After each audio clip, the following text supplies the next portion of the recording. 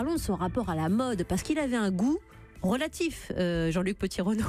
Il était un homme qui aimait toujours la mesure juste. Il était complètement à contre-temps pour s'habiller, quoi. C'est-à-dire qu'il avait encore les cols de chemise pointus. Oui. Il était un peu décalé, mais comme il marchait sur l'eau, finalement, on s'en rendait pas compte. Oui. Il avait cette sorte de grâce comme ça. Alors, il pouvait emporter n'importe quelle chemise bariolée qu'on n'aurait même pas mise pour aller tailler les oliviers.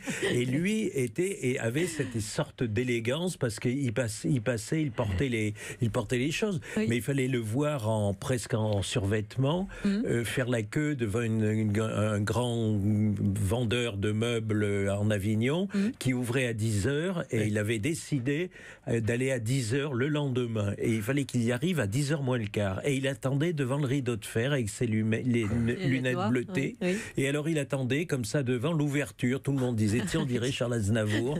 Et lui, dans un survêt un peu trop grand, comme ça, il attendait l'ouverture. Il faisait son tour de la surface et il restait jusqu'à midi parce qu'il mangeait les boulettes de viande et le saumon, on va citer, d'Ikea. C'est Ikea quand même. Ah oui, ça doit vous plaire, vous, le gastronome, dis donc.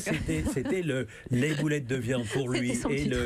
Alors ça a ce côté un peu mauvais goût, quoi, mais c'était sympathique. Il était mignon comme tout. C'est génial.